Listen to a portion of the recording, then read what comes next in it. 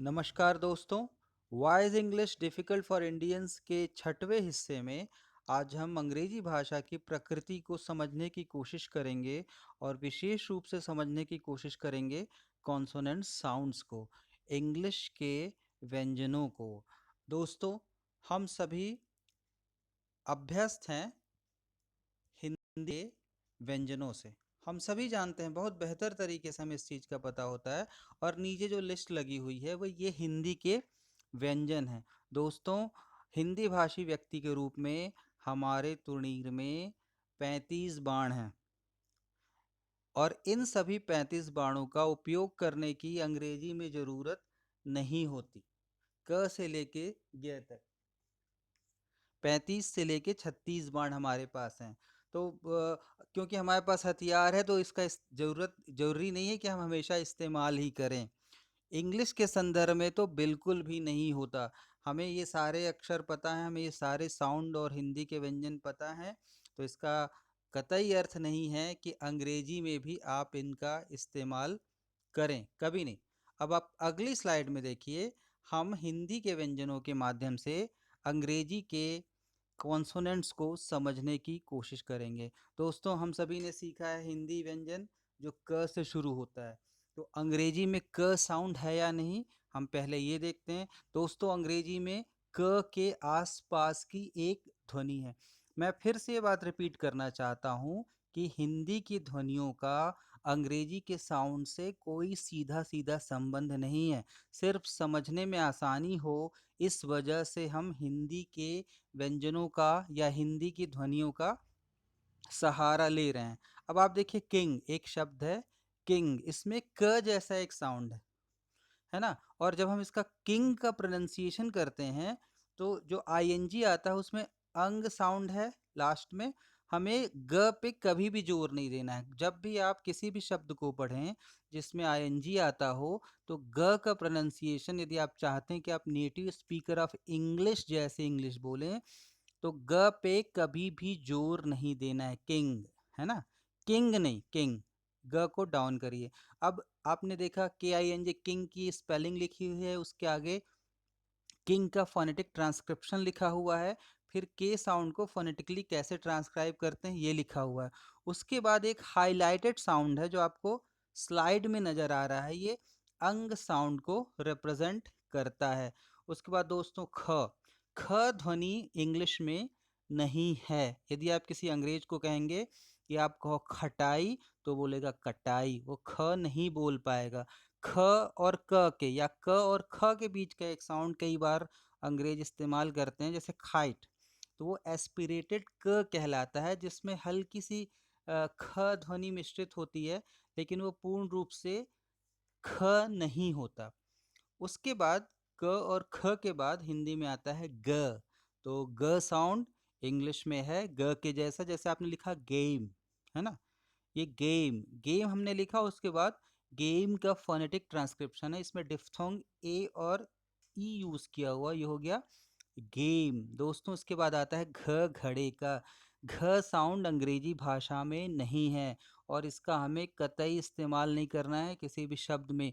एक शब्द है GHOST, इसका बहुत सारे लोग प्रोनाउंसिएशन घोस्ट करते हैं, जो कि बिल्कुल गलत है।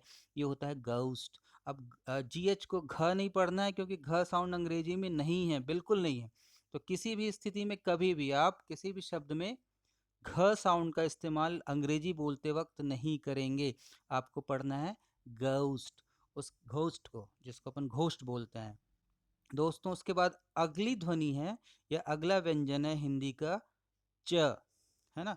ये हिंदी के चमचे वाले से बिल्कुल अलग है। ये एस्पिरेटेड साउंड जैसा तो नहीं है, लेकिन एक फ्रिक्शन की ध्वनि सुनाई देती है जब आप च बोलते हैं। ऑडिबल फ्रिक्शन सुनाई देना चाहिए। जैसे आपने कहा चेयर या चैम्प, तो ये टी और एक बड़ा आपको सिंबल नजर आ रहा है, ये दोनों मिलके च ध्वनि को रिप्रेजेंट करते हैं। छ साउंड अंग्रेजी में नहीं है दोस्तों, तो छ का इस्तेमाल कभी नहीं करना है ना।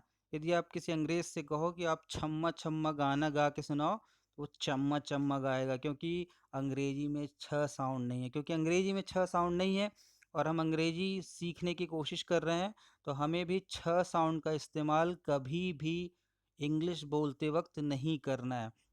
दोस्तों, इसके बाद अगला व्यंजन हिंदी में आता है ज। जहाज का ये प्रॉब्लमेटिक साउंड है हम भारतीयों के लिए, हम हिंदी भाषियों के लिए, क्योंकि हमें सिर्फ एक ज सिखाया जाता है जहाज का, जबकि अंग्रेजी में हमें तीन ज का इस्तेमाल करना होता है। अब ये तीन कौन से हैं? पहला आप वर्ड देखिए, जंप। जंप वाला ज आप कह सकते हैं, डी और एक जेड जैसा सिंबल आपको दिखाई दे रहा है। जेंटल में भी यही ज ध्वनि आती है। तो पहला ज हो गया जंप। दूसरा ज आपको मिलता है प्लेजर, दूसरा शब्द लिखा हुआ है प्लेजर, तो ये दूसरा ज हो गया। और तीसरा ज है, जैसे यहाँ पे लिखा हुआ तीसरा वर्ड जीरो, जीरो पढ़ते हैं इसको, जबकि आप फोनेटिक ट्रांसक्रिप्शन इसका देखिए तो दो डिफ्थोंग्स इस वर्ड में आ रहे हैं, तो आपका प्रोनाउंसिएशन करना है जीरो, है ना। तो यहाँ पे जो ज है ये तीसरा ज है, तो हमें बड़ा सावधान होना है ज साउंड के इस्तेमाल में अंग्रेजी भाषा में, क्योंकि हिंदी में हम सिर्फ एक ज जानते हैं, हिंदी में हमें तीन ज का इस्तेमाल करना है। दोस्तों, अगला साउंड है झ झंडे का, जो कि इंग्लिश में नहीं होता और हमें इसका इस्तेमाल कतई नहीं करना है। दोस्तों, अगली ध्वनि है ट। अगला व्यंजन है ट। तो ट इंग्लिश में होता है, जैसे आपने टेक लिखा, टी ए के, टेक, डिफ्थोंग्स है। ठ ठठेरे का नहीं होता। ड डमरू का इंग्लिश में होता है। ड डीओजी डॉग जब आप लिख रहे हैं, तो डमरू वाला ड तो एग्जैक्टली नहीं कह सकते, लेकिन हाँ उसके आसपास का है। ठठेरे का नहीं होता। त तलवार का भी नहीं होता। यदि आप किसी अंग्रेज से कहोगे कि आप तलवार बोल के दिखाओ, तो कहेगा तलवार। क्यों नहीं बोल पा रहा है? क्योंकि उनकी भाषा में त साउंड नहीं है। ढ ढक्कन का भी अंग्रेजी में नहीं होता, तो ढक्कन को डक्कन बोलेगा अंग्रेज, है ना, लेकिन हमें भी नहीं इस्तेमाल करना है जब हम अंग्रेजी बोलते हैं। अगला साउंड है थ। अगला व्यंजन है थ। तो इंग्लिश में और हिंदी का जो थ है, उनके बीच में कोई सीधा सीधा रिलेशन नहीं है। थ और फ के बीच की ध्वनि है थ साउंड। जब आप थिंग कहते हैं या थैंक यू कहते हैं, ये थ और फ के बीच का थैंक यू, ना कि थैंक यू। ठीक है। उसके बाद अगला जो व्यंजन है इंग्लिश का, वो है द। हिंदी में द और इंग्लिश में भी द होता है, टी एच ई। कभी कभी द पढ़ते हैं, कभी कभी द पढ़ते हैं। वोवल के पहले टी एच ई दी हो जाता है, कॉन्सोनेंट के पहले द हो जाता है। ध साउंड दोस्तों अंग्रेजी में नहीं है। ठीक है। यदि आप किसी अंग्रेज से कहोगे कि आप धक्का बोलो, तो कहेगा धक्का। न न इंग्लिश में है, जैसे यहाँ पे नियर। प भी है, पिंक। प बाइलैबियल साउंड है दोस्तों, और एक्सप्लोसिव भी कह सकते हैं।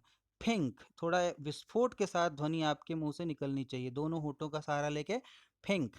प और फ के बीच का साउंड है ना, जैसे आप कहते हैं फेपर, तो पहला प एस्पिरेटेड होता है फेप, दूसरा प प्लेन प होता है।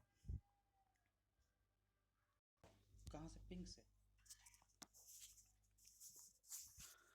दोस्तों, अगला व्यंजन है फ।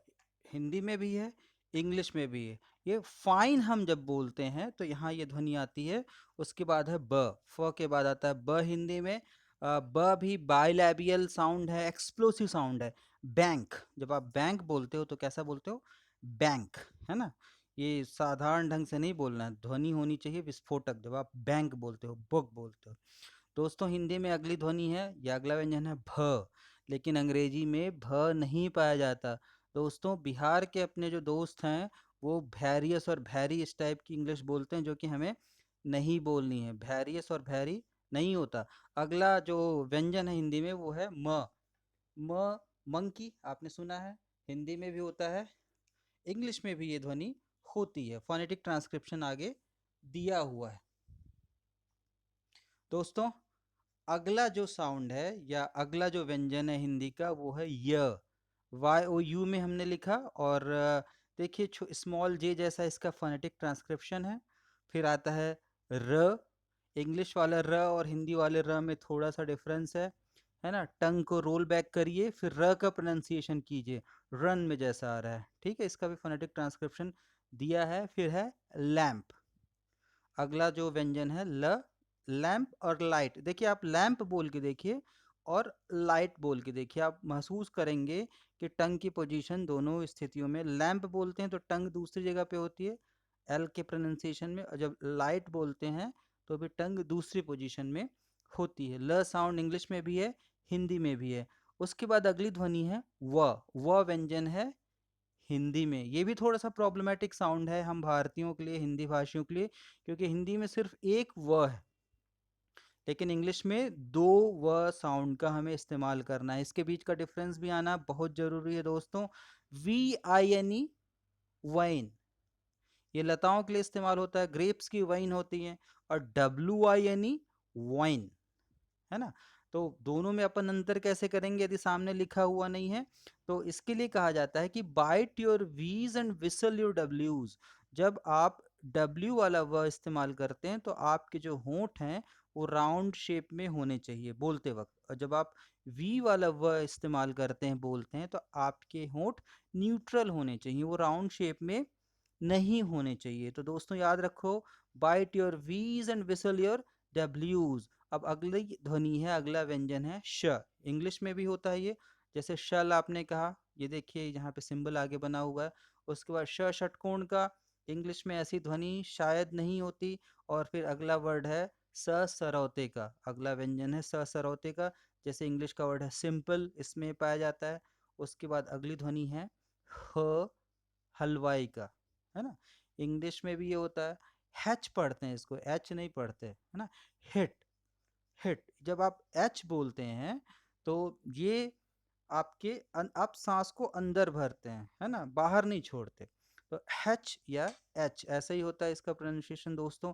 उसके बाद हिंदी के तीन क्षत्रज्ञ, ये अंग्रेजी में नहीं पाए जाते दोस्तों, तो इसका भी प्रोनाउंसिएशन आपको इंग्लिश में नहीं करना है। जैसे आपने महिलाओं को साड़ी बोलते हुए सुना होगा, वो साड़ी नहीं बोलती, जो हाई क्लास सोसाइटी की जनरली जो महिलाएं हैं वो साड़ी बोलती हैं। वो सारी इसीलिए बोलते हैं क्योंकि अड़ा साउंड नहीं है इंग्लिश में, हिंदी में है।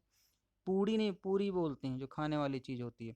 तो वो इसी वजह से उसका प्रोनाउंसिएशन नहीं करती उन व्यंजनों का, जो हिंदी में तो है लेकिन इंग्लिश में नहीं है, लेकिन उनको बोलना इंग्लिश वाले लहजे में है। दोस्तों यहाँ पे तीन सेमी वॉवेल्स हैं, य, र और व साउंड, है ना, व वाइन वाला, ये सेमी वॉवेल्स की कैटेगरी में आता है। थैंक यू वेरी मच दोस्तों। यदि आप ध्यान से सुनते हो इस स्लाइड को तो ये निश्चित ही आपके बहुत ज़्यादा काम आने वाली है। और यहाँ जो लिस्ट बनी हुई है ये इंग्लिश के कॉन्सोनेंट्स और उसके IPA जो फोनेटिक सिंबल्स हैं, जो स्लैंट बार के बीच में लिखा हुआ है वो फोनेटिक ट्रांसक्रिप्शन है, ऐसा हम बोलते हैं। और आगे जो लिखा हुआ है प्लेन स्पेलिंग में वैसा हम लिखते हैं। थैंक यू दोस्तों, thank you once again, thank you very much.